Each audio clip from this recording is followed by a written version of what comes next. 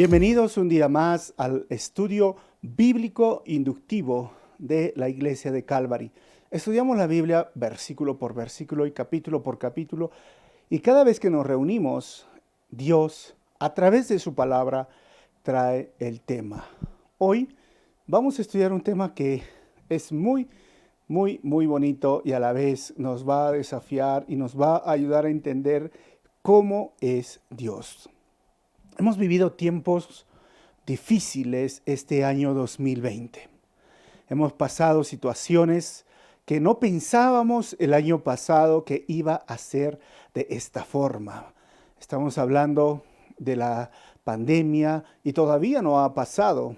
El grado de desempleo o el porcentaje de desempleo ha crecido en nuestra nación de una manera terrible comparado a otras naciones, pero en el mundo se ha perdido mucho dinero. Esto es algo que se vivió hace mucho tiempo en el pueblo de Israel. Estamos hablando del reino del norte, Samaria. Había tanta hambre en este momento, en este capítulo 7 que vamos a estudiar, que se pagaba, diríamos, si tú querías comer algo diferente, tenías que pagar 50 monedas de plata por una cabeza de burro. ¿De burro? Sí, de burro. Y el resto obviamente costaba mucho más. El brazuelo, la pierna, las costillas del burro, o sea, ya estaban comiéndose los animales, y dice que el estiércol de paloma, o es decir, lo que hacían las palomas, costaban 5 monedas de plata. Tanto así llegó realmente la recesión, el hambre, la pobreza. Esto fue peor que una plaga. Ellos estaban sitiados, es decir, rodeados por meses. El ejército sirio los sitió, los rodeó y no dejaba entrar o salir a alguien, y menos dejaba entrar comida, menos dejaba que puedan ayudar otras naciones vecinas. Frente a esta situación, vamos a ver cómo el profeta obra representando a Dios, y vamos a ver cómo Dios realmente hace una maravilla. Vamos a orar y continuamos. Señor, te damos gracias en esta hora. Gracias por tu palabra, gracias por tu amor para con nosotros, y gracias también por este estudio. Te pido, Dios, que uses mi vida para compartir de tu palabra como un instrumento en tus manos, y que todo, Señor, lo que aprendamos, pongamos en práctica. En tu nombre, Jesús, oro así. Amén. Hoy vamos a hablar sobre Dios, el proveedor de un reino en miseria. Vamos a dividir este estudio en dos partes. La primera parte, Eliseo predice el fin del asedio de los sirios, del versículo 1 al 2. Del versículo 3 hasta el versículo 20, vamos a ver que Dios termina con el asedio de los sirios. Y a medida que yo voy pasando las diapositivas, van a salir los títulos de las subdivisiones de cada párrafo. Entonces, tengo una imagen donde ahí está Samaria con sus muros, y tengo un círculo que vemos alrededor de esta ciudad, de estos muros, estaba el ejército sirio en cuadraditos. El hambre fue tan cruel, diríamos, que si tú ves a un niño ahí, hay dos mujeres que vienen donde el rey, en ese momento, el rey de Israel, y le dicen: Señor, haznos justicia. Y el rey le dice: ¿pero por qué? ¿Qué ha pasado? Maté a mi hijo, lo comieron a su hijo, lo habían asado a su hijo, con la promesa de que la otra mujer después iba a asar a su hijo. Y esa mujer escondió a su hijo, esa madre, y se fue. Y ella estaba reclamando este tipo de injusticia. O sea, canibalismo, algo que la ley prohibía. Una madre quitando la vida de su hijo, probablemente porque estaba enfermo, no tenía que comer, o el dolor, o las lágrimas, el llanto de este niño era peor que verlo así. Vivo, decidieron hacer este acto atroz. Cuando miramos estos eventos, muchas personas dicen, pero ¿dónde está Dios? ¿Por qué Dios permitió todo esto? Les dije en el estudio anterior, tienes que leer Deuteronomio 27, Deuteronomio 28, donde están las bendiciones y las maldiciones del pacto que hizo Dios con Israel.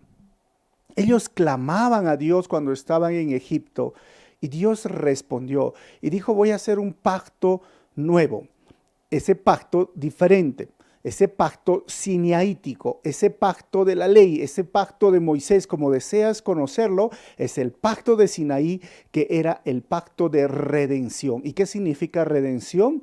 De comprar la libertad de un esclavo y darle beneficios, y uno de esos beneficios era que de ser esclavo vas a llegar a ser libre. 400 años estuvieron esclavos, salieron y fueron libres e hizo un pacto. Y dentro de ese pacto habían estipulaciones, incisos, como lo podemos llamar, artículo 1, 2, 3, como un contrato que tú haces. Dices, ¿sabes qué? Yo de mi parte prometo hacer esto y tú de tu parte prometes hacer esto. Muy bien, el Señor en ese momento y en la antigüedad los pactos eran realizados de un señor feudal o de un rey superior a un rey vasallo o a un señor inferior. Es decir, esta era la forma de hacer pactos. Dios es el único Dios superior y los demás su criatura.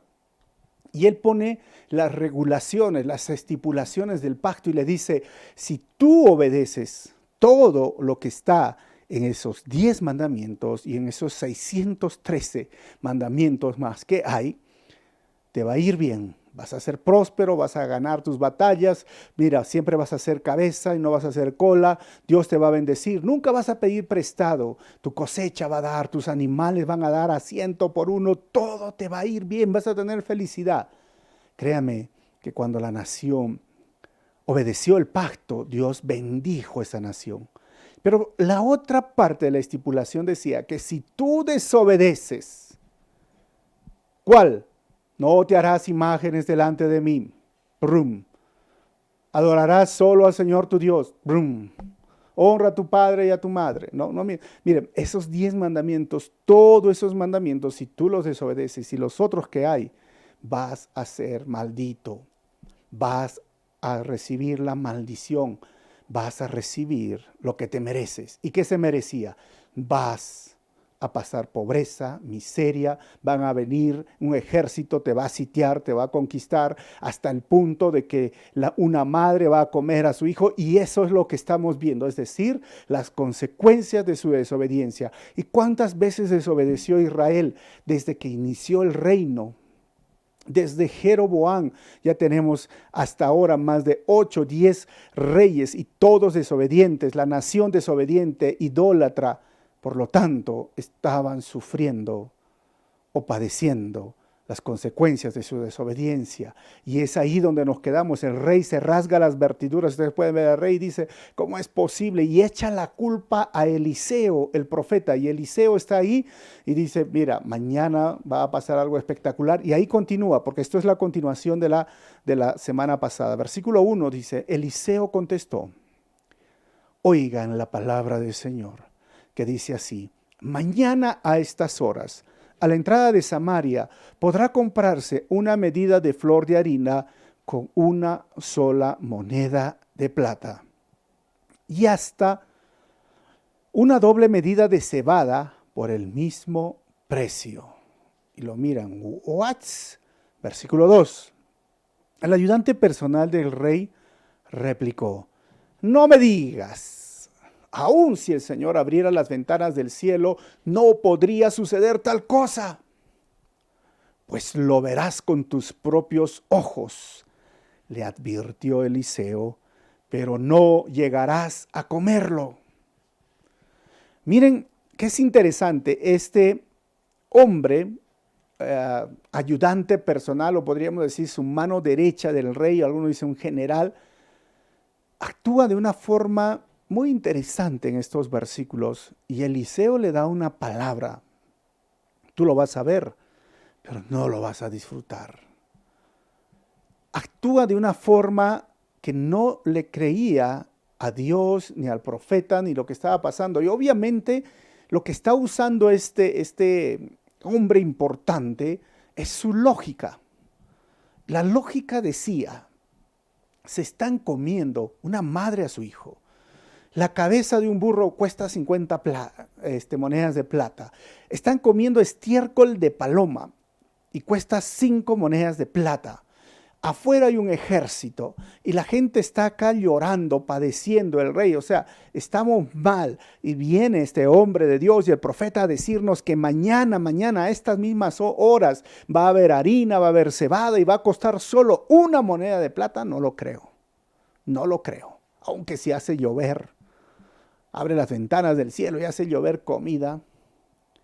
No lo creo. Eliseo sabe que eso no debe de ser la respuesta. Miren, hermanos, los problemas nos pueden preocupar, pero siempre debemos estar pidiendo sabiduría y buscar soluciones.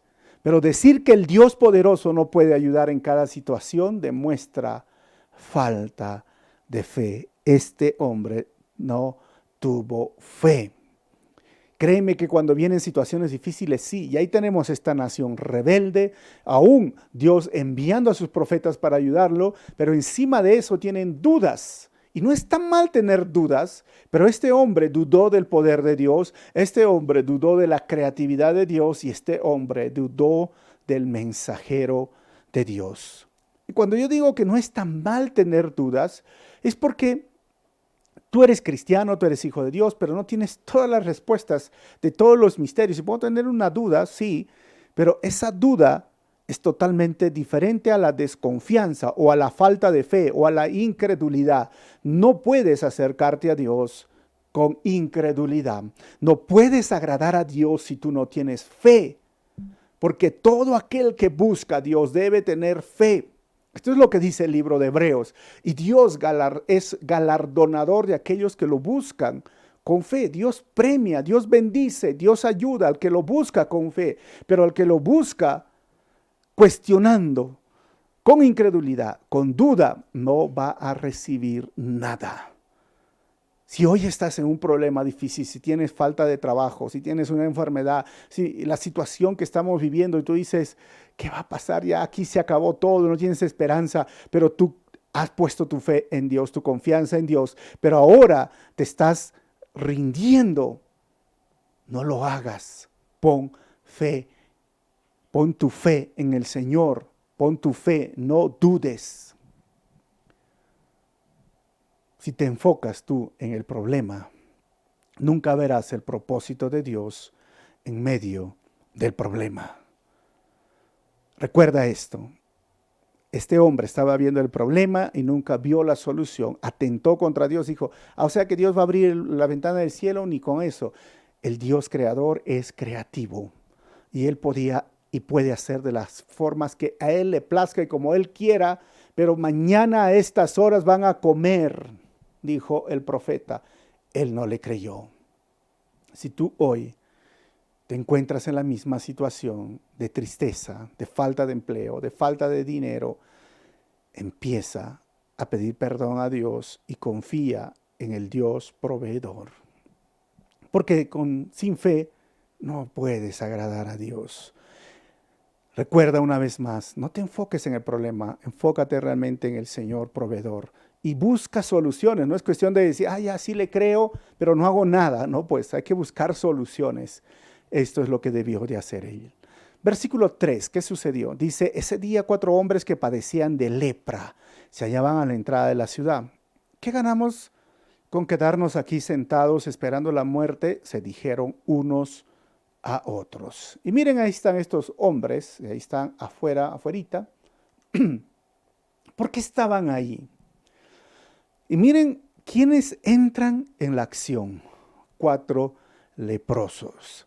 Recuerdan, este libro de Reyes es muy interesante porque siempre Dios tiene sus instrumentos en las personas que menos, diríamos, son dignos en una sociedad, que menos habrían puesto sus ojos en estas personas, como esta niña que fue como esclava o muchacha de Naamán, y vemos cómo Dios obra.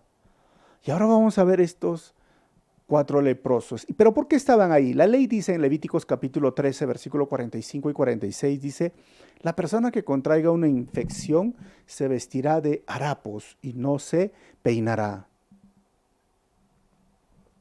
Con el rostro semicubierto irá gritando, impuro, impuro, y será impuro todo el tiempo que le dure la enfermedad. Es impuro, así que deberá vivir aislado y fuera del campamento. Esto es lo que decía la ley. Por eso es que estos hombres vivían afuera. Hay una tradición judía, pero que no está confirmada, que decía que estos eran Giezi y su familia. Recuerden que el siervo de Eliseo fue contagiado con esa lepra por pedir el dinero a Naamán, pero no está confirmado. Pero es curioso cuando lo leía. No dice quiénes son desconocidos, son menospreciados, están alejados, son personas que impuras en esa sociedad, pero Dios va a usar a estas personas. Y miren lo que dice el versículo 4, no ganamos nada con entrar en la ciudad. Allí nos moriremos de hambre como todos los demás. Pero si nos quedamos aquí, no sucederá lo mismo. Vayamos, pues, al campamento de los sirios para rendirnos. Si nos perdonan la vida, viviremos. Y si nos matan, de todos modos, moriremos. O sea, ellos analizan su situación y dicen, tenemos 2 opciones, ¿ok? Hay 2 caminos. Básicamente, o vida o muerte, en nuestro caso, pero ellos eran muerte, muerte. No tenían otra opción. Esto era muy interesante. Si entramos a la ciudad, igual vamos a morir porque la gente no nos quiere, somos impuros, ¿quién nos va a dar comida? Y ni ellos tienen para comer. Si nos quedamos ahí, mueren. Si vamos al ejército sirio y pedimos, nos rendimos, quizás podríamos vivir. Quizás hay un mínimo de esperanza. Pero si nos matan, si morimos, al final es lo que vamos a tener. 2 opciones, 2 caminos, vida o muerte. Curiosamente, en la vida, hermanos, amigos, tenemos lo mismo.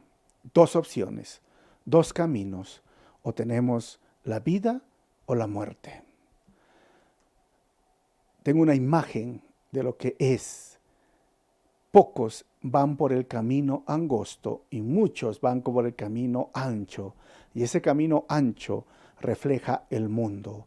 El camino angosto refleja a Jesucristo. ¿Por cuál camino tú quieres andar? Miren, Mateo capítulo 7, versículo 13 al 14 dice, entren por la puerta estrecha, porque es ancha la puerta y espacioso el camino que conduce a la destrucción, y muchos entran por ella, pero estrecha es la puerta y angosto el camino que conduce a la vida, y son pocos los que la encuentran. Así que hermano, hermana, amigo mío, si estás escuchando este sermón y todavía no has decidido por qué camino estar, mira, hay 2 caminos. Y tú no es que estás en el medio. Si tú no estás en el camino estrecho, si tú no estás en el camino angosto que te lleva a la vida eterna, bajo las reglas, bajo la agenda de Dios, bajo los mandamientos de Dios, bajo las directrices de Dios, si tú no estás en este camino angosto, porque en ese camino angosto tú andas en obediencia a sus mandamientos y haces lo que Dios te dice que debes de hacer y guardar tu vida del pecado. Pero ¿sabes cuál es el fin? La vida eterna. Y si tú no estás en ese camino, estás en el camino ancho. Pero ese camino ancho te lleva a la destrucción eterna.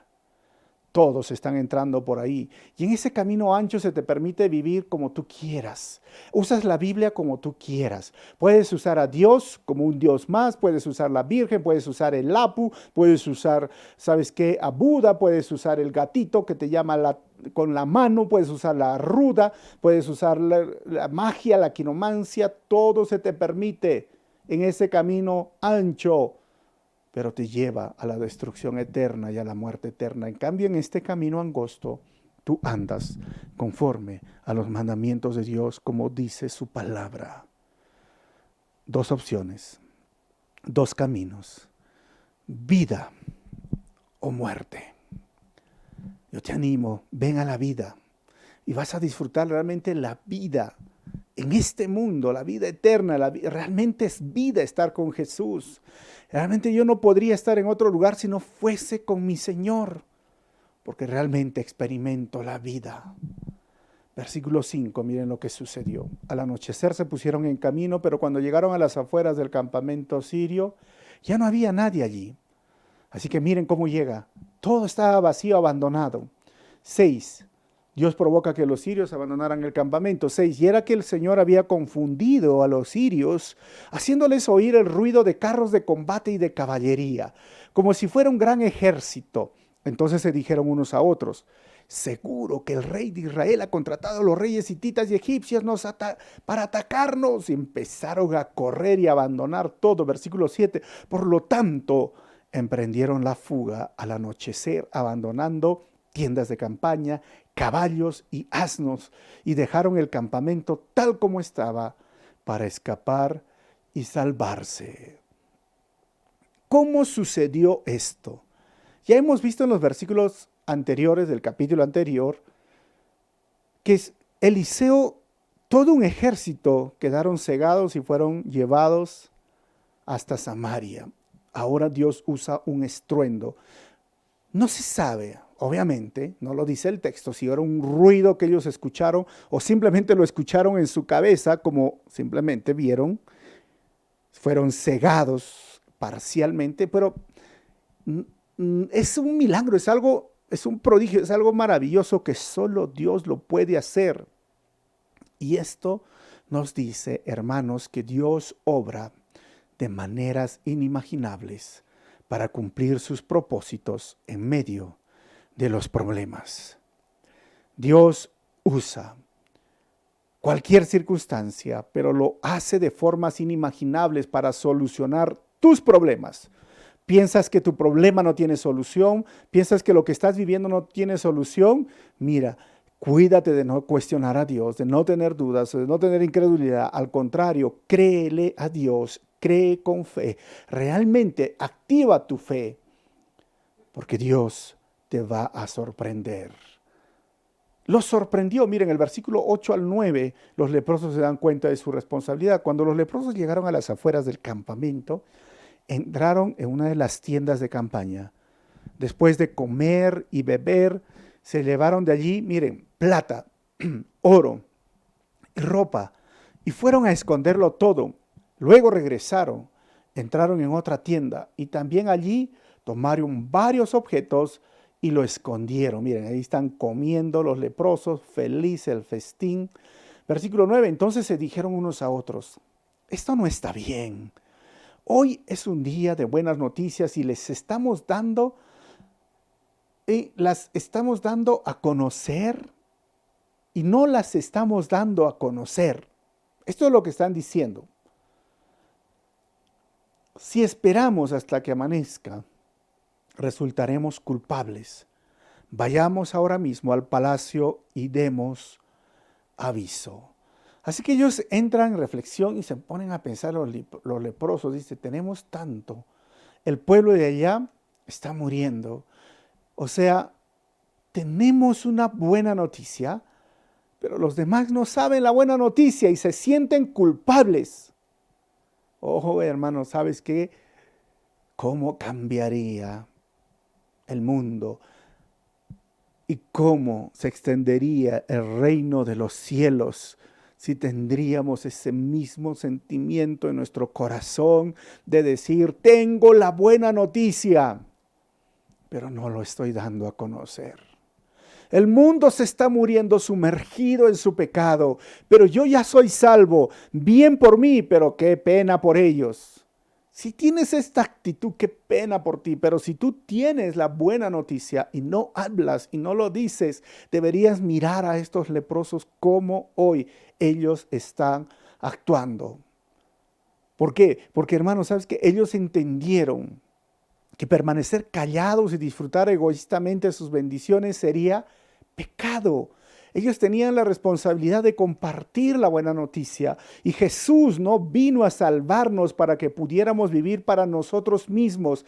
Él vino realmente a salvarnos para que tú y yo seamos su boca, seamos sus manos, seamos sus pies. Jesús no va a volver más aquí a este mundo a dar la buena noticia. Jesús no va a venir a este mundo a sanar a los enfermos. Jesús no va a venir a este mundo a cumplir la misión de Dios otra vez porque Él ya lo hizo y Él le ha encargado a su iglesia, ha encargado a ti y a mí que seamos su boca, sus brazos, sus pies para ayudar al prójimo, para cumplir la misión de Dios, para predicar la buena noticia. Qué terrible sería que yo disfrute o que tenga la buena noticia. ¿Sabes qué? Encontré la fórmula rápida de atacar a este virus, al COVID-19, rapidísimo. Ya le ganó a esas vacunas que están apareciendo por ahí. Y sabes que yo lo tengo para mí. Mientras que ancianos están muriendo, mientras que madres están muriendo, abuelitas están muriendo. Y tú dices, ay, pero yo estoy disfrutando porque yo me he tomado esta medicina. Y ¿sabes qué? Yo lo estoy disfrutando, mi familia lo estoy disfrutando y el mundo, que se muera. ¿Qué me importa el mundo? Qué egoísta sería una persona de esta forma. Obviamente esto no es real, pero quiero hacerte entender que de la misma forma es que si tú tienes el mensaje de salvación, el mensaje del evangelio, la buena noticia, y te callas y no le dices ni a tu familiar, ni a tu vecino, ni a los que están cerca. O sea, disfrutaron la buena noticia y luego compartieron la buena noticia con los demás. Pero si tú no disfrutas la buena noticia, difícilmente desearás compartir con otros la buena noticia.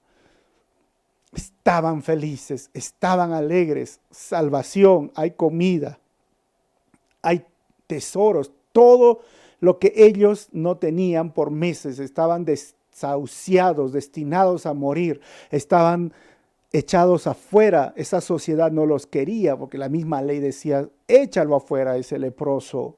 Pero aún en esa condición dijeron, no, está bien. Quizás alguien pudo decir, pero ¿cómo les vas a dar si ellos nos han menospreciado, no nos dan comida? ¿Y cómo vamos a ir a decirles la buena noticia ahora? Pero ellos dijeron, no está bien, tenemos que hacer lo correcto. Y sabes que si eres cristiano, lo correcto es que tú vivas como Cristo. Y si tú eres evangélico, eres tú. Lo correcto es que prediques el evangelio. Y si tú dices ser hijo de Dios, cumple la misión de Dios. No te quedes callado. Pero como te vuelvo a decir, pero si tú no disfrutas la buena noticia, porque hay personas que no disfrutan la buena noticia, ¿no? Es aquella persona que ha venido a la iglesia o que es cristiano, bueno, ya porque su familia lo es, o porque la esposa le dijo que sea, o el esposo le dijo, ya ven, pues ven, tienes que ser cristiano. Dice, ya voy a ver que me convenza. No están disfrutando la buena noticia, pero obviamente si tú no disfrutas la buena noticia, no vas a dar la buena noticia porque para ti no es alegría, para ti no es gozo, para ti no es algo maravilloso. Pero cuando para ti es gozo, alegría, maravilloso, has encontrado el amor de Dios, has encontrado la vida eterna, has encontrado a tu Salvador, has sido perdonado, entiendes qué significa ser hijo de Dios, sabes, vas a querer decir, vas a querer hablar, vas a querer compartir, vas a querer que otros también tengan la misma experiencia que has tenido con el único Dios y el Salvador de este mundo. Así que no te quedes callado. Versículo 10 dice, el rey va a descubrir el campamento vacío del ejército sirio. Así que fueron a la ciudad y llamaron a los centinelas. Les dijeron, fuimos al campamento de los sirios y ya no había nadie allí. Solo se oía los caballos y asnos que estaban atados y las tiendas las dejaron tal como estaban. Miren, ahí van los leprosos y se acercan a los únicos que podían acercarse. ¿Saben quiénes eran? Los centinelas. Los pueblos no les iba a hacer caso, pero sí los centinelas. Y les gritaron, ¿qué nos dice esto? Que la fidelidad de compartir la buena noticia consiste en hablar con quienes estén a nuestro alcance. Esa es la fidelidad. Porque hay personas a veces que yo encuentro y dicen, mira, ya en tal país están sufriendo, pobrecitos, ¿cómo me gustaría ir? Y está bien que tengas este sentimiento y si Dios inicia el proceso para ir, pero a los que están a tu alcance hoy, a tu amigo de la universidad, a tu amigo del colegio, a tu vecino, ahí predica a los que están a tu alcance. Estos leprosos fueron y predicaron a los que estaban a su alcance, le dieron la buena noticia. El versículo 11 dice, los centinelas a voz en cuello hicieron llegar la noticia hasta el interior del palacio. Así que se fue pasando. 12. Aunque era de noche, el rey se levantó y les dijo a sus ministros, déjenme decirles lo que esos sirios están tramando contra nosotros. Como saben que estamos pasando hambre, han abandonado entonces el campamento y se han escondido en el campo. Lo que quieren es que salgamos para atraparnos vivos y entrar en la ciudad. 13. Uno de los ministros propuso que salgan algunos hombres con 5 de los caballos que aún, 5 caballitos tenían, que quedan aquí. Si mueren, no les irá peor que a la multitud de israelitas que están por perecer. Enviémoslos a ver qué pasa. 14. De inmediato los hombres tomaron 2 carros con caballos y el rey los mandó al campamento del ejército sirio con instrucciones de que investigaran. Así que enlistan los caballos, los carruajes y se van. Versículo 15. Llegaron hasta el Jordán y vieron que todo el camino estaba lleno de ropa y de objetos que los sirios habían arrojado al huir precipitadamente. De modo que regresaron los mensajeros e informaron al rey. Y el rey lo mira y dice, ¿serio? ¿Estás seguro? 16. El cumplimiento de la profecía de Eliseo. Y el pueblo salió a saquear el campamento sirio. Y tal como la palabra del Señor lo había dado a conocer, se pudo comprar una medida de flor de harina con una sola moneda de plata y hasta una doble medida de cebada por el mismo precio. Miren, hermanos, el pueblo va y consigue la comida. Versículo 17 al 20 y terminamos. La muerte del oficial del rey que dudó.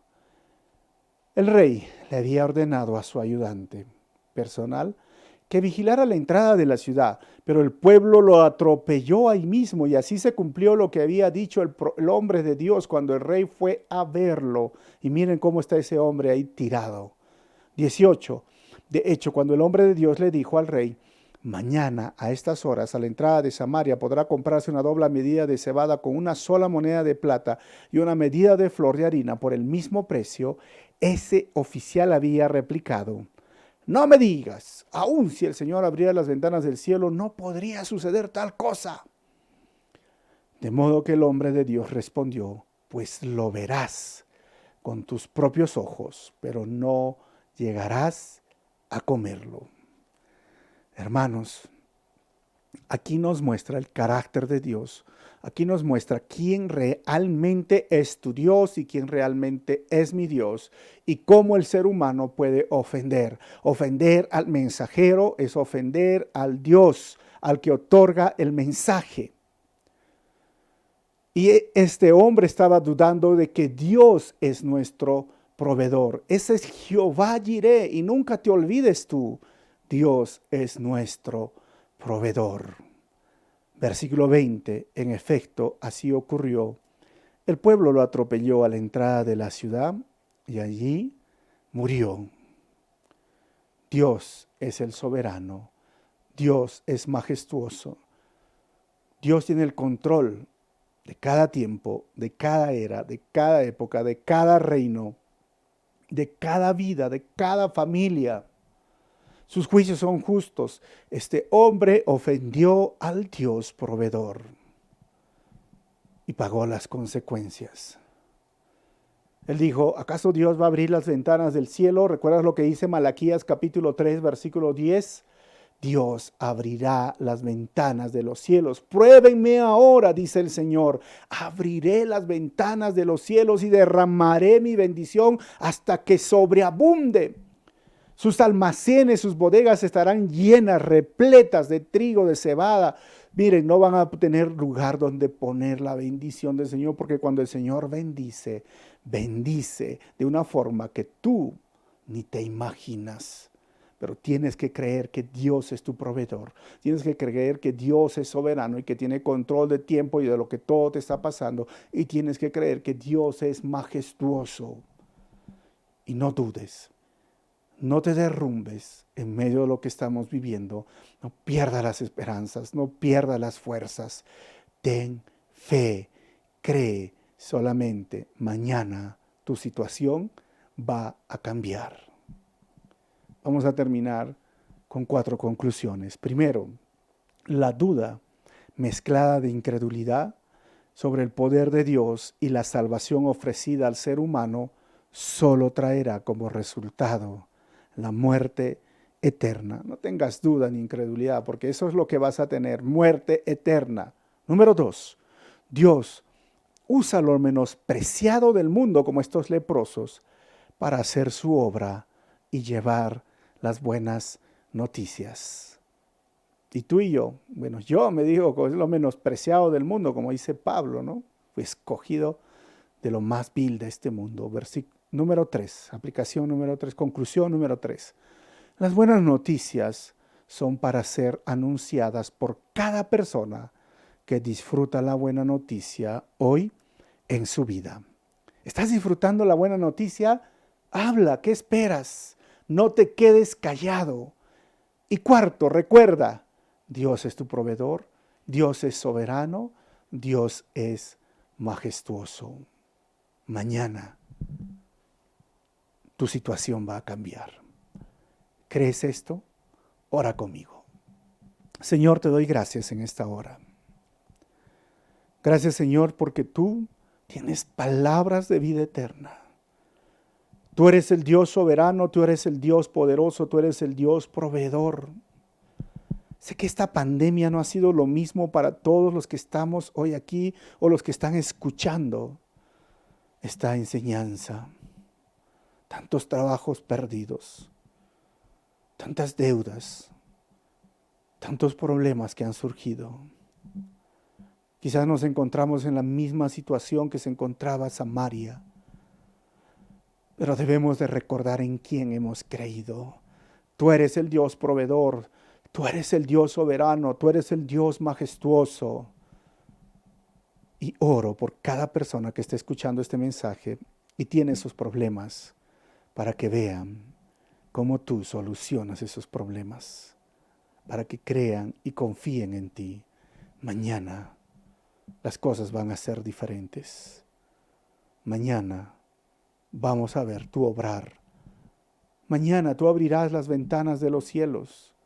Mañana será otro día y tú, Señor, serás glorificado. Gracias por este tiempo, gracias por tu palabra y gracias, Señor, por estudiar tu palabra de esta forma. En tu nombre, Jesús, oramos así. Amén. Dios te bendiga, nos vemos en el próximo miércoles. Seguimos con 2 Reyes capítulo 8. Si este mensaje ha sido de bendición para tu vida, compártelo por las redes sociales. Y si deseas seguir apoyando la extensión del reino de Dios, ahí va a salir un número de cuenta donde puedes poner tu ofrenda voluntaria o un diezmo voluntario. Recuerda que Dios bendice al que da con alegría. Si estás lejos, hay un PayPal, una cuenta de PayPal. Dios te bendiga. Nos vemos pronto.